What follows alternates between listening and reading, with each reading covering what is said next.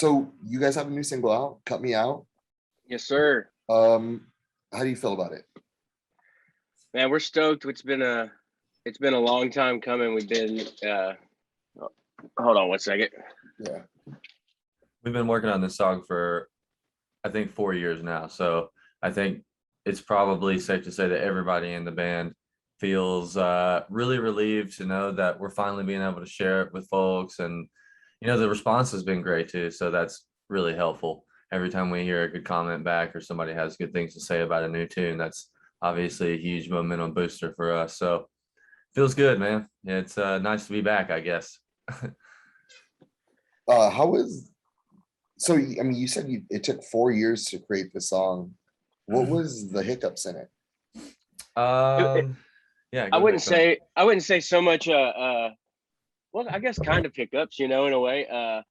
We started writing the song. We actually went to a garage or / barn, whatever you'd like to call it, in Arkansas, out on these like dirt roads, and we just went out there and started writing some new music. And then in between tours and stuff, we kept writing and writing. And I honestly couldn't even tell you what this song sounded like 4 years ago. I'd have to go back and find it, because it was probably a completely different song in a lot of ways. And it just took, this whole process was just a big journey.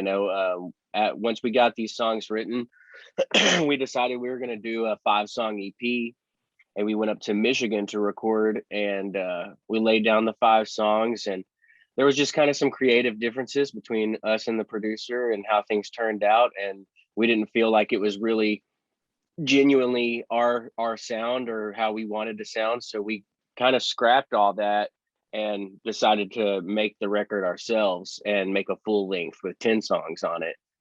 And so then we got grinding on that, and then COVID hit, and which shut down all of our touring and everything, but it kind of gave us some time to wrap all this up and get all that together. So it was just like one of those things that one thing after another kind of just seemed to get in the way, but we just didn't let it stop us. It's amazing, man.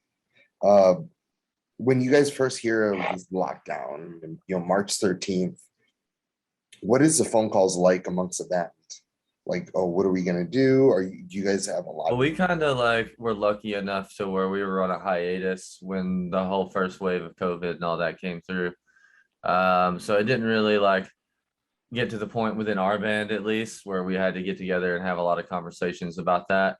If anything, those things are kind of happening now, because we're getting ready to start announcing some tour dates and stuff like that. But it's just a conversation. We all understand, I think, the risks and obviously all the different opinions around the COVID situation, but we just want to play music, and that's kind of our goal at the end of the day. So fucking you guys mentioned tours.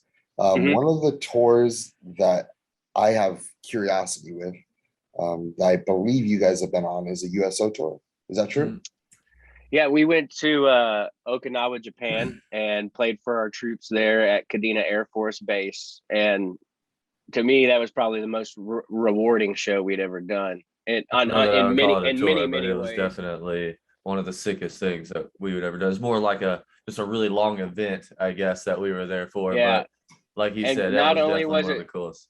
And not only was it super fun to us to go, we went to China and Japan and got to kind of see more of the world, but getting to provide entertainment for, the men and women that are, fighting for our freedom and, sacrificing their livelihood in order to, keep us safe and just give them some entertainment and provide them with a little bit of, I guess, relaxation and take that worry away from them for a minute. It was pretty amazing. It was really cool. Yeah.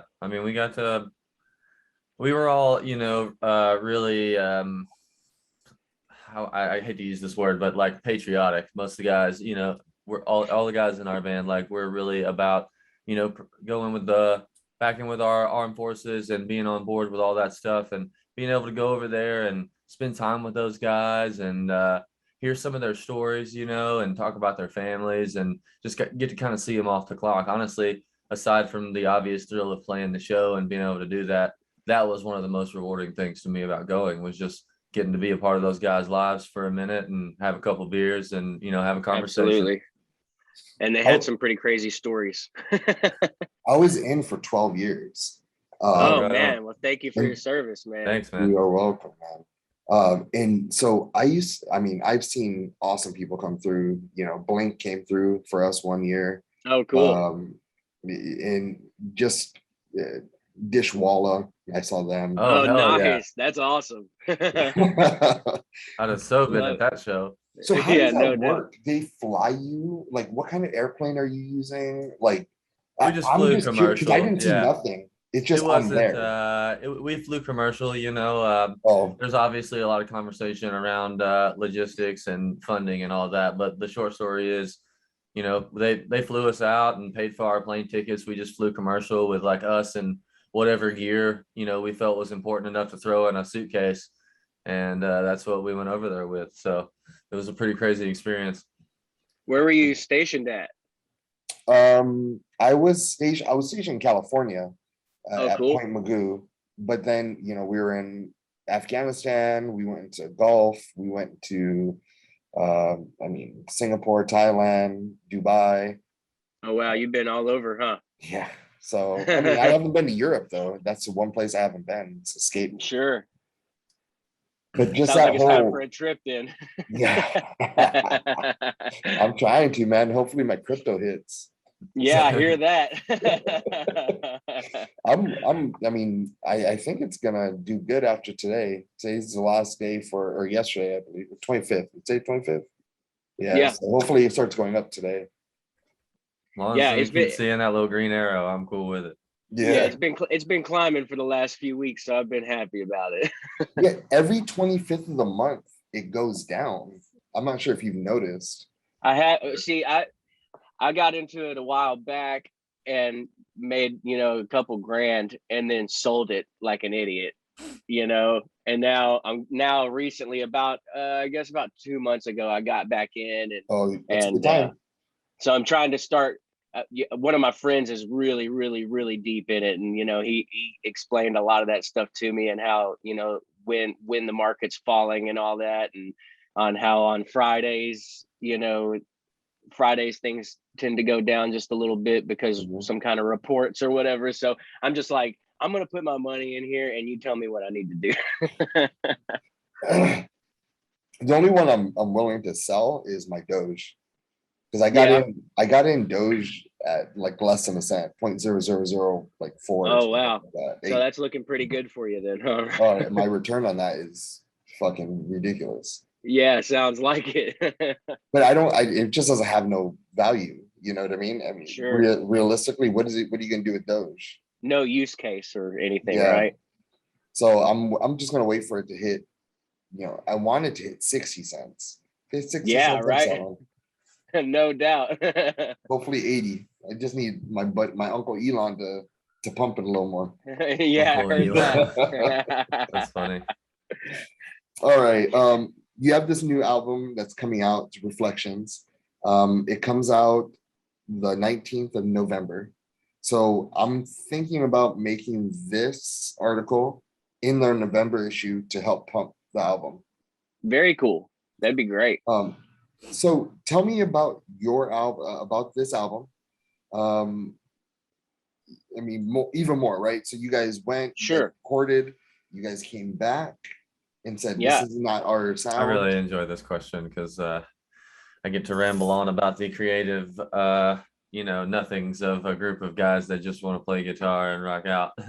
But this is a really special album to me, because we wrote about things on this album that were really Scottie used this word in a different interview or conversation recently, and it's kind of stuck with me. But we really made ourselves a lot more vulnerable with this record, and the way that we approached, you know, I guess exposing ourselves through our lyrics and stuff. And we focused a lot on like mental health and kind of some of the demons that we feel a lot of people probably deal with going through the everyday to day, you know, just kind of life, I guess.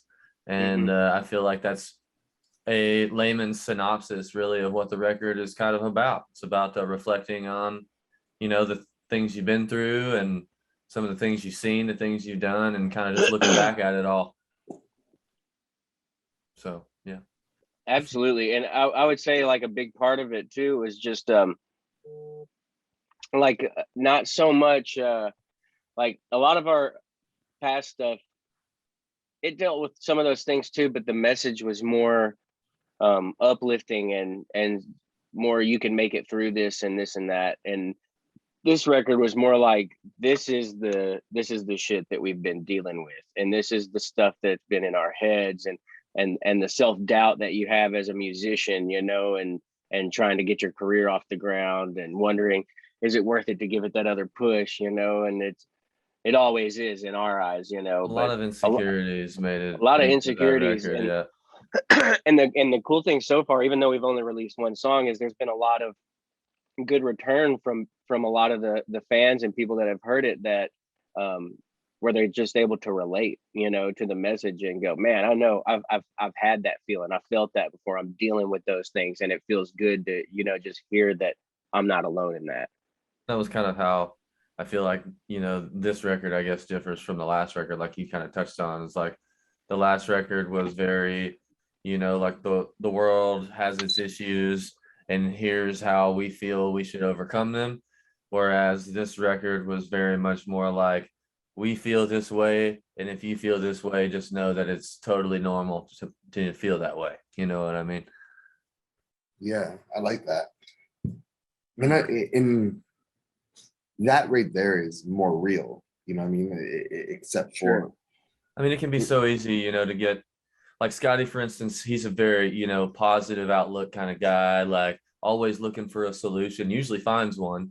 But it can be really easy sometimes for somebody like me to get caught behind trying to look at things the way that Scottie maybe does a lot of the times. And I'm sure there's a lot of people out there that probably struggle with that. So I really feel like what, part of the message we have as a band with this record is to let people know that if you're feeling any type of way that relates to this, then you're probably not alone. And there's probably tons of other people out there that feel the same way. That's sick.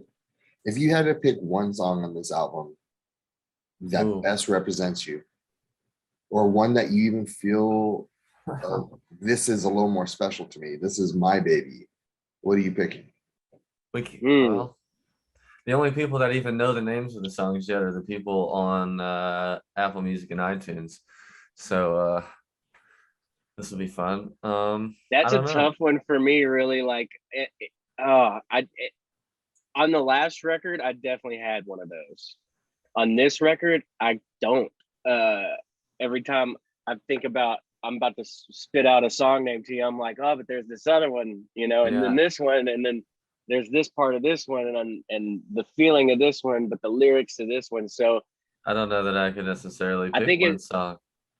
I guess it's kind of a good problem, but I would just say the record as a whole. And maybe that's taking the easy way out, But that's growth. It also shows growth with you guys, you know what I mean? Sure. Like, with your art, you're doing something right when it takes you a while to pick something out. It's kind of like it's kind of like if you have 4 different kids and somebody asks you which one you love the most. Oh, I know.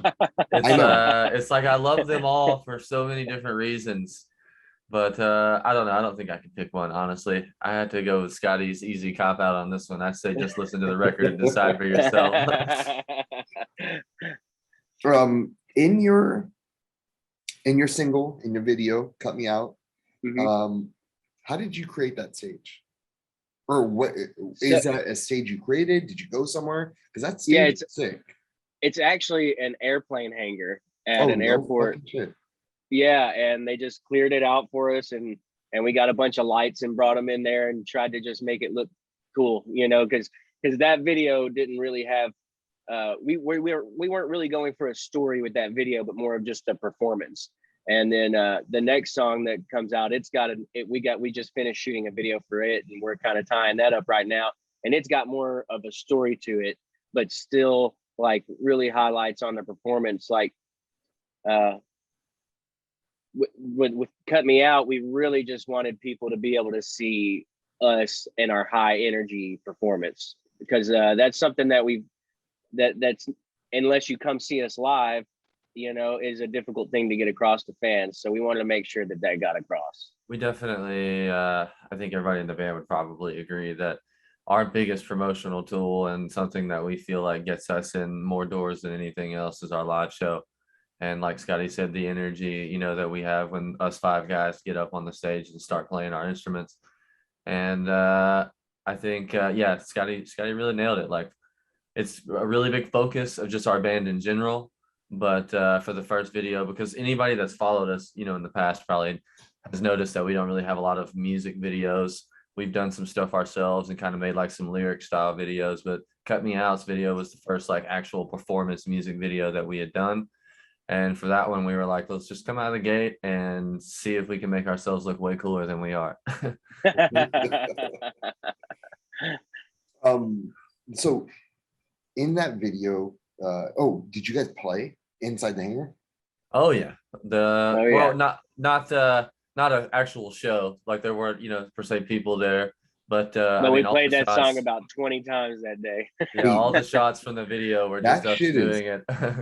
Like I threw a party inside the hangar once with a bunch of bands.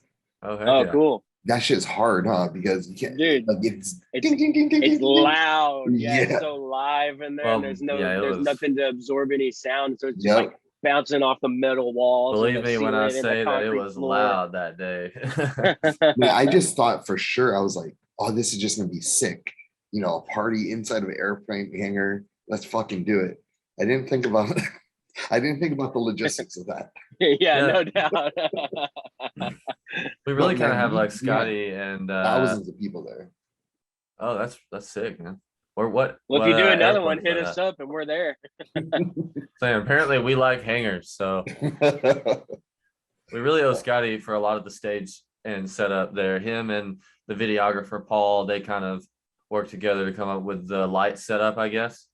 And that's, you know, that's what defines the stage, because if you take the lights away, it's just a big white airplane hangar. Yeah. Yeah. But I mean, the way it was shot is very beautiful. Thank you. It was artistic. Yeah, cool world photography in Ohio.